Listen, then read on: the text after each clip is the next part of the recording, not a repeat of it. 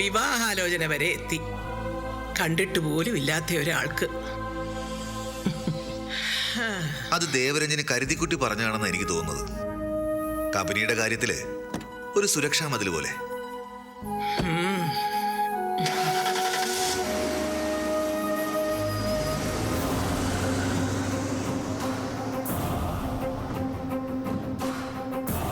എന്തായി? വിവാഹം ഉറപ്പിച്ചോ? വന്നു മടങ്ങിയവളുടെ ഉദ്ദേശം വ്യക്തമാണല്ലോ. പുതിയ പേരക്കുട്ടി വന്നാൽ കൊട്ടാരമുറ്റത്തിന്റെ സ്വത്ത് ഭൂരിഭാഗവും അവൾക്ക്. എന്നാ പിന്നെ അവൾ തന്നെ മരുമകൾ. കൊള്ള എന്തായാലും. മേനകേ, അത് വിശേഷം പറഞ്ഞ കൂട്ടത്തിൽ ദേവരഞ്ജിനി വെറുതെ. ആര് പറഞ്ഞു? ദേവരഞ്ജിനെ എനിക്ക് നന്നായിട്ട് അറിയാം. സ്വന്തം നേട്ടത്തിന് വേണ്ടി എന്തും ചെയ്യും. വരുന്നവരുടെ ക്വാളിറ്റി നോക്കണ്ട, രൂപം നോക്കണ്ട. പിന്നെ ആ തീരുമാനത്തിന് എന്താ അർത്ഥം? അതെ, സ്വപ്നത്തിൽ വെറുതെ അംഗം വെട്ടി സമയം കളയണ്ട. സൂര്യ, നീ വന്നേ. അമ്മേ,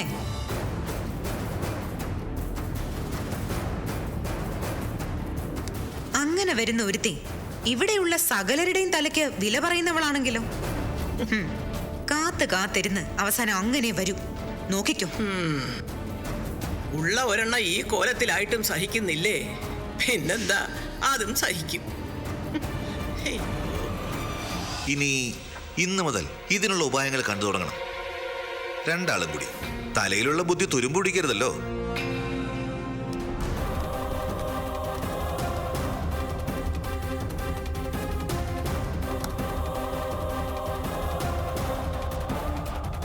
ഓരോരുത്തരുടെയും മനസ്സിലിരിപ്പ് പുറത്തു വന്ന് തുടങ്ങി.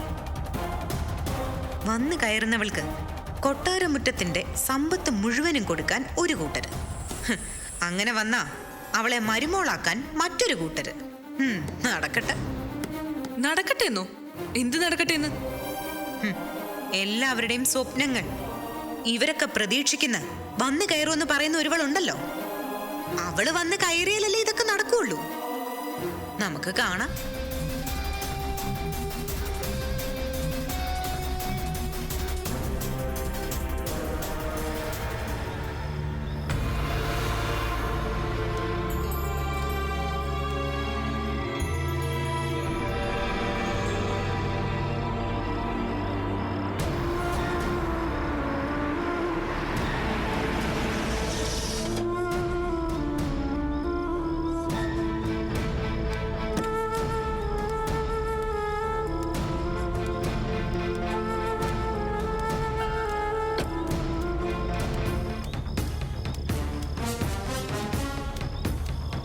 മേനക,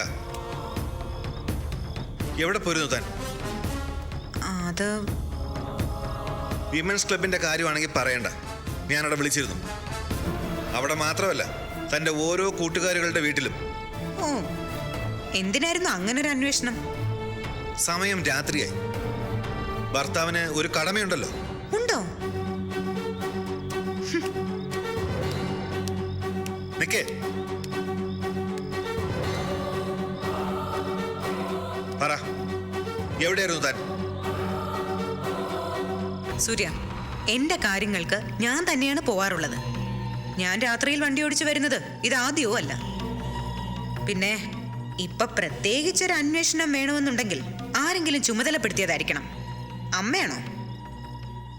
എവിടെയായിരുന്നു എന്നൊരു ചോദ്യത്തിന് താൻ ഇത്രയും സഞ്ചരിക്കേണ്ട ആവശ്യമുണ്ടോ? I am sorry. വല്ലപ്പോഴും മാത്രം ചോദ്യങ്ങൾ ഇങ്ങനെ പൊട്ടിമുളയ്ക്കുമ്പോ ചിലപ്പോ മറുപടി ഇങ്ങനെയായിരിക്കും. അപ്പൊ പോയത് പറയാൻ പറ്റാത്ത സ്ഥലത്താണ്. സൂര്യ എന്താ എന്നെ സംശയിക്കാനും തുടങ്ങിയോ? ഇനി അതും കൂടി ഉണ്ടായിരുന്നുള്ളൂ ബാക്കി. അത്ര അന്തസ് കുറച്ച് കാണണ്ട താൻ എന്നെ. നിക്കേ,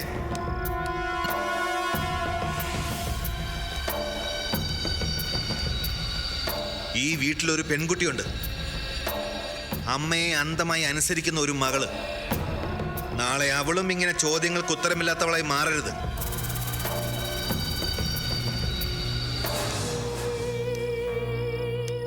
എന്ന് പറഞ്ഞ അവൾ എന്നെ കണ്ട് പഠിക്കരുതെന്ന്. ശരി, നിങ്ങളെ കണ്ടു പഠിക്കാൻ ഞാൻ പറയാം. അപ്പോ അതിന്റെ യോഗ്യതകളും കൂടി എനിക്ക് പറഞ്ഞു തരേണ്ടി വരും. കേൾക്കട്ടെ?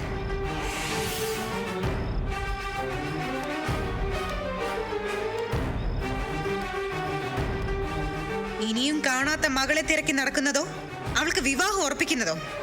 ഇതിലേതാണ് അച്ഛന്റെ ക്വാളിറ്റി ആയിട്ട് ഞാൻ എന്റെ മകൾക്ക് ചൂണ്ടിക്കാണിച്ചു കൊടുക്കേണ്ടത്? പ്രായപൂർത്തിയായ മകൾക്ക് കണ്ടു പഠിക്കാൻ എന്താ ഉള്ളത്? കേൾക്കട്ടെ. Shut up.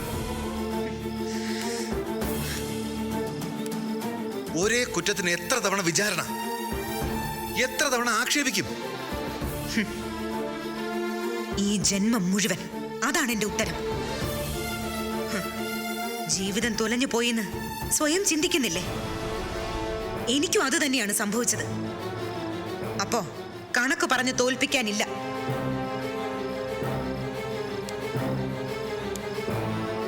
ശരിയാ, ഞാൻ ചിലരെ ദ്രോഹിക്കുന്നുണ്ട്.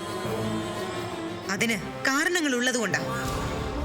നിങ്ങൾ ഇരിക്കുന്ന സിംഹാസനം ശരിയുടേത് മാത്രമെന്ന് തോന്നുമ്പോ മറ്റുള്ളവരുടെ ഇരിപ്പിടം കൂടി ഒന്ന് നോക്കണം. അവിടെയും കാണും ചില ശരികൾ.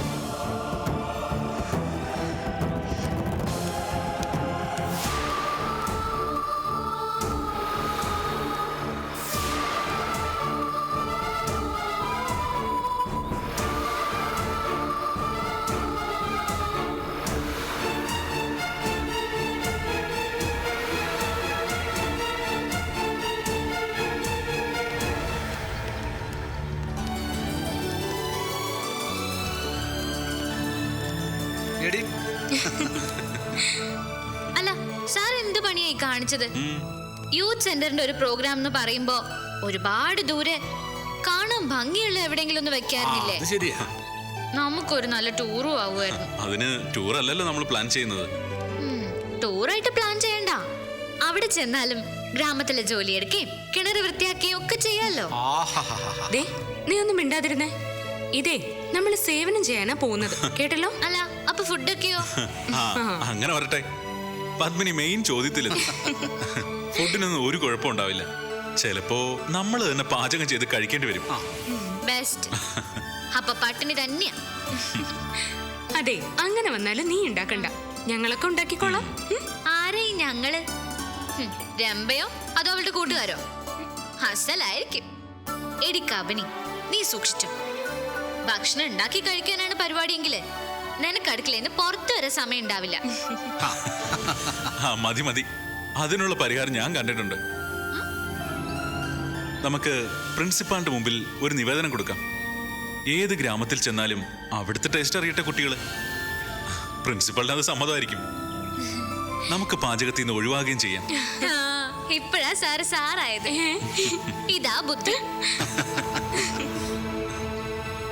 അപ്പോ നിങ്ങൾ പോയിട്ട് 3-4 ദിവസം കഴിയൂലേ? ഞാനിവിടെ കിടന്ന് ബോറടിച്ച് ചാവുമല്ലോ സാറേ. എന്നാ പിന്നെ താനും കൂടി പോരെ? അതെങ്ങനെ? നിങ്ങൾ അധ്യാപകരും വിദ്യാർത്ഥികളൊക്കെ പോകണടുത്ത് ഞാനെങ്ങനെ?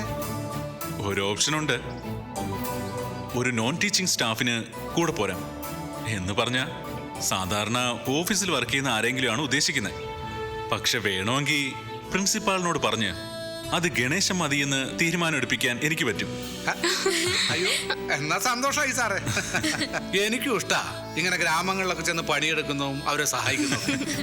പിന്നെ അല്ലാതെ ഞങ്ങളുടെ നാട്ടിൽ എവിടെ ഉത്സവോ കല്യാണോ അടിയന്തരം ഉണ്ടെങ്കിലേ ഏട്ടൻ അവിടെ കിടന്ന് പണിയെടുക്കും.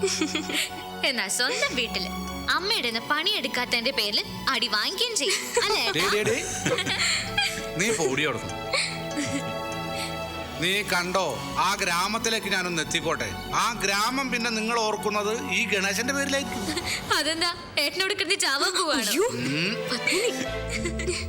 ഇവളുടെ ഒരു കാര്യം. സർ, പ്രിൻസിപ്പൽ പറഞ്ഞത് നമ്മൾ പോകുന്ന ഗ്രാമത്തില് എല്ലാവരും സാധാരണക്കാരാണെന്നാ. അങ്ങനെയാണെങ്കിൽ രംഭയും കൂട്ടരും സാധാരണ ചെയ്യുന്നത് പോലെ അവരെയൊക്കെ കളിയാക്കാനും വെറുപ്പിക്കാനും നിന്നാ അങ്ങനെ ചെയ്താലേ കൊല്ലണം അവളെ. അതിനുള്ള വഴിയെ ഞാൻ ഉണ്ടാക്കാം. അവിടെ ചെന്ന് അവൾ അഹങ്കാരം കാണിക്കുമ്പോ അവിടുത്തെ നല്ല ആമ്പിള്ളേരുണ്ടാവല്ലോ, ഞാനേ അവരോട് പറയും ഇരുട്ട് വാക്കിന് 2 എണ്ണം കൊടുത്തോളാൻ. നല്ല തല്ല് കിട്ടിയ ശരിയാവാത്ത ആരാ ഉള്ളത്? ചെടി. അയ്യോ എന്റെ പൊന്നു പത്മിനി, കുഴപ്പമൊന്നും ഉണ്ടാക്കല്ലേ. നമ്മൾ പോകുന്ന പോലെ തന്നെ തിരിച്ചു വരണം. പിന്നെ രംഭെ നമ്മൾ എല്ലാരും കൂടി കൺട്രോൾ ചെയ്യാ, അല്ലേ ഗണേശ? അതിപ്പോ അതിനുള്ള ചുമതല എനിക്കുണ്ടാവോ സാറേ? നോക്കട്ടെ. ഇത്രയും കാലത്തെ ഒരു എക്സ്പീരിയൻസ് വെച്ച് നോക്കുമ്പോ രംഭയെ കൺട്രോൾ ചെയ്യാൻ ഞങ്ങൾ ആരും മതിയാവില്ല. അത്യാവശ്യം വന്നാ ഗണേശനെ വിളിക്കാം. എന്നാ നന്നായി. പഴയ കുറച്ച് കണക്കുകൾ ബാക്കി കിടപ്പുണ്ട്. അത് ഈ കൂട്ടത്തിൽ അങ്ങ് തീർക്കുകയും ചെയ്യാലോ അല്ലേ?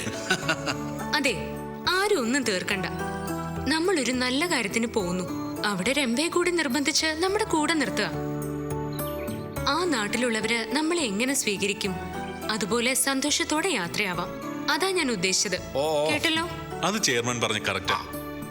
അന്നപൂർണ കോളേജിന് ഈ ക്യാമ്പ് ഒരു അന്തസ്സിന്റെ സർട്ടിഫിക്കറ്റ് ആയിരിക്കണം. അതാണ്. അതെ, നമുക്ക് പൊളിക്കണം. പക്ഷേ ഒരു കാര്യം, അടുത്തൊരു ക്യാമ്പ് ഫിക്സ് ചെയ്യണമെന്നുണ്ടെങ്കിൽ ഒന്നുകിൽ കൊടൈക്കനാൽ അല്ലെങ്കിൽ ഊട്ടി. കൊടൈക്കനാൽ ഊട്ടിയോ? അവിടെ എന്താ മനുഷ്യരില്ലേ? പാവപ്പെട്ടവരില്ലേ? കൊടൈക്കനാലിലെ ഊട്ടിയിലൊക്കെ പാവപ്പെട്ട തമിഴന്മാരെ കാണുമ്പോ എന്റെ മനസ്സിൽ എന്തൊരു വിഷമാണെന്നറിയോ സാറ്? അവർക്കൊക്കെ അല്ലേ സാറ് നമ്മൾ സേവനം ചെയ്യണ്ടേ? ആഹാ, എത്ര ഭംഗിയായിട്ട കാര്യങ്ങൾ അവതരിപ്പിക്കുന്നത്. തൽക്കാലം നാട്ടിലുള്ള മലയാളികൾക്ക് വേണ്ടി ഹൃദയം തുടിച്ചാൽ മതി. കേട്ടല്ലോ? കേട്ടല്ലോ? നമുക്ക് പോകാനുള്ള ഒരുക്കങ്ങളെ കുറിച്ച് ചിന്തിക്കാം. Okay okay.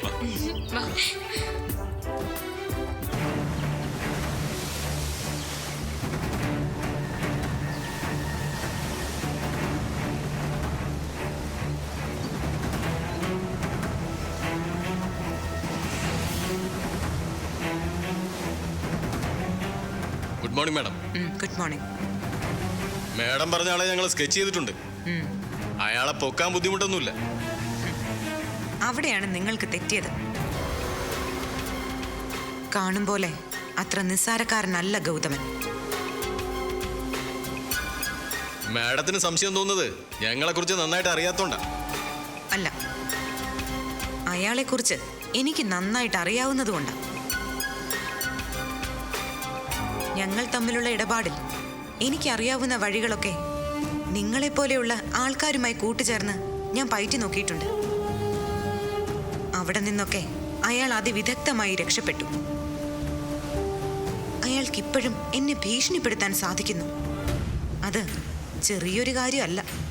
ശരി, എന്തായാലും ഞങ്ങൾ ചെയ്യുന്നത് കണ്ടിട്ട് മേഡം ഞങ്ങളെ വിലയിരുത്തിയാൽ മതി. ഓക്കെ. ഒരു കാര്യം ശ്രദ്ധിക്കണം. ഗൗതമന്റെ താമസ സ്ഥലത്ത് നിന്ന് ഒരിക്കലും അയാളെ കൂട്ടിക്കൊണ്ടു പോവരുത്. അതുപോലെ തന്നെ ഏതെങ്കിലും ആളുകൾ ശ്രദ്ധിക്കുന്ന സ്ഥലത്ത് വെച്ചും അത് സംഭവിക്കാൻ പാടില്ല. അയാൾ തനിച്ചുള്ളപ്പോൾ മാത്രമായിരിക്കണം നിങ്ങളത് ചെയ്യേണ്ടത്. ശരി മാഡം.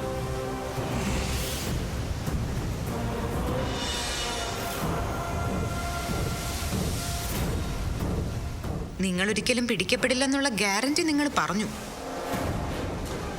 പക്ഷേ ഏതെങ്കിലും കാരണവശാൽ പിടിക്കപ്പെട്ടാൽ? മാഡത്തിന്റെ പേര് പറയൂന്നാണോ? തൊഴിലിതാണെങ്കിലും ഞങ്ങൾ സത്യസന്ധതയുള്ളവരാണ് മാഡം. അതുകൊണ്ട് തന്നെയാ മാഡം വെച്ച് നീട്ടിയ അഡ്വാൻസ് പോലും ഞങ്ങൾ വേണ്ടാന്ന് പറഞ്ഞത്. എന്നാ ശരി. എങ്കിൽ എപ്പോഴാണോ നിങ്ങൾക്ക് അയാളെ സൗകര്യമായി കിട്ടുന്നത്, അപ്പോ അയാളെ കിട്ടിയതിന് ശേഷം എന്നെ വിളിക്കണം.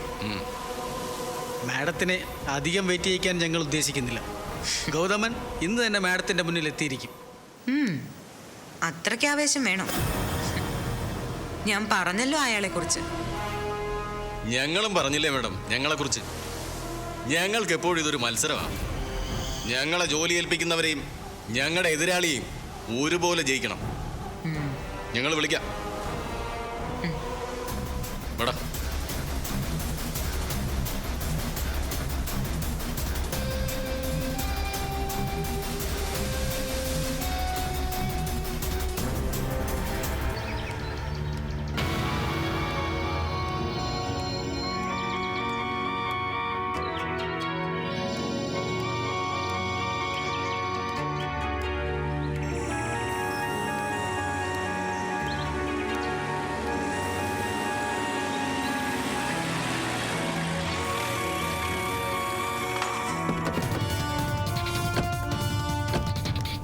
എന്താ വന്ന് വണ്ടി കയറ്.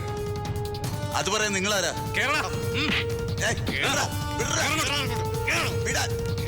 നിങ്ങളെന്താ കാണിക്കുന്നത്? എന്താടാ വണ്ടി ഇറ. എങ്ങോട്ടാ കൊണ്ടുപോകുന്നത്? ഓ പറയടാ.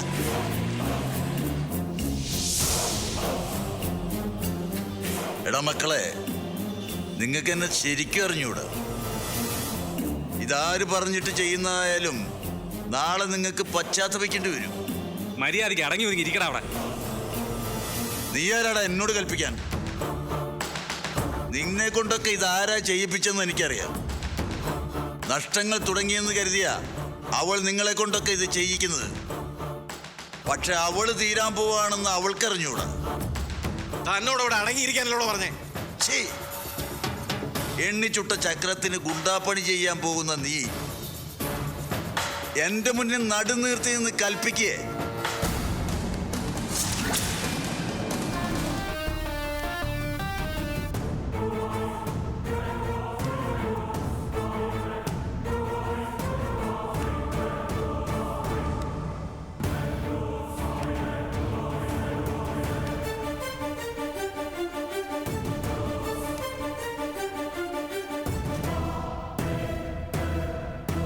ഞാൻ ഊഹിച്ചു നീ തന്നെ ആയിരിക്കും. നന്നായി. നിങ്ങൾക്ക് ഇഷ്ടപ്പെടുന്ന രീതിയിൽ നിങ്ങൾക്ക് സംസാരിക്കാൻ തെരുവ് മതി. പക്ഷേ എനിക്കിഷ്ടപ്പെടുന്ന രീതിയിൽ നിങ്ങൾ സംസാരിക്കണമെങ്കിൽ ഇങ്ങനെ ഞാൻ നിശ്ചയിച്ച സ്ഥലത്ത് തന്നെ കിട്ടണം. അതുകൊണ്ടാണ് ഇവിടെ കൊണ്ടുവന്നത്.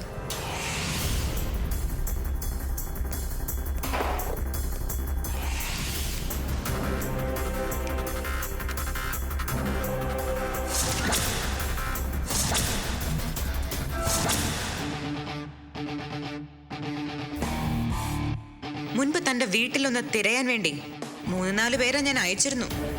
പക്ഷേ അവർക്ക് പണി അറിയില്ല. ഇവരങ്ങനെയല്ല. നിത്യേന ചോരയിൽ കുളിച്ചില്ലെങ്കിൽ സമാധാനം കിട്ടാത്ത കൂട്ടര. തനിക്ക് നന്നായിട്ട് ചേരും.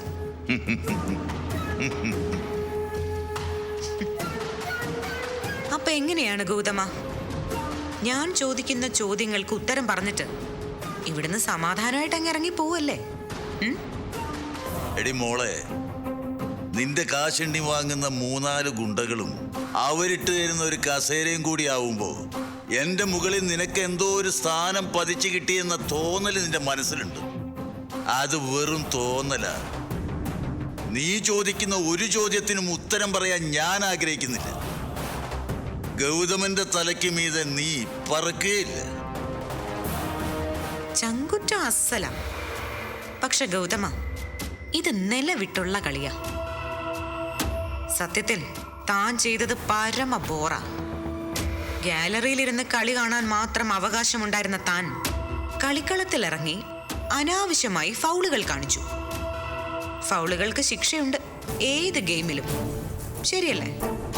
അങ്ങനെയാണെങ്കിൽ നീ ആദ്യം തന്നെ കുറെ ശിക്ഷകൾ സ്വയം വിധിക്കേണ്ടി വരുമല്ലോ. വേണ്ട. ഗൗതമൻ നന്നായി സംസാരിക്കും. ഞാനും ഒട്ടും മോശമൊന്നുമല്ല. തൽക്കാലം നമുക്ക് കാര്യത്തിലേക്ക് കടക്കാം. ഞാൻ തന്ന ചിത്രങ്ങൾ വെച്ച് ഗൗതമൻ ഒരു ചിത്രം വരച്ചു. അതിൽ എന്തോ ഒരു പ്രത്യേകതയുണ്ട്.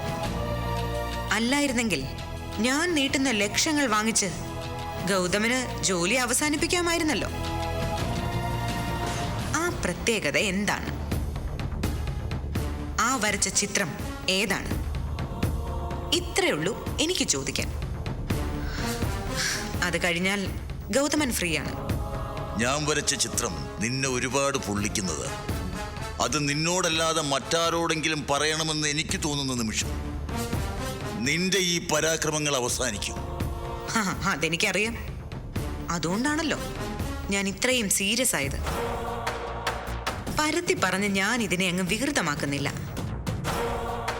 ഗൗതമൻ വരച്ച ചിത്രം ആരുടേതാണെന്ന് എന്നോട് പറഞ്ഞില്ലെങ്കിൽ തന്നെ ഞാൻ ഇവിടെ ഇട്ട് കൊല്ലും. എനിക്കെതിരെ ഇതുപോലെ ഒരുപാട് വിധി ഉണ്ടായിട്ടുണ്ട്. കത്തിമുനയുടെ മുമ്പിൽ ഒരുപാട് നേരം നിന്നിട്ടുമുണ്ട്. അവിടുന്നൊക്കെ എൻ്റെ ഈ മെലിഞ്ഞ ശരീരം ഇതുപോലെ സംരക്ഷിക്കപ്പെട്ടു പോരുന്നത് ഗൗതമന് നീ പറഞ്ഞ ചങ്കൂറ്റം ഉള്ളതുകൊണ്ടാ.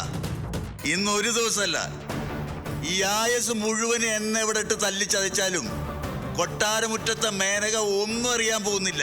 ഒന്നും. ഗൗതമൻ,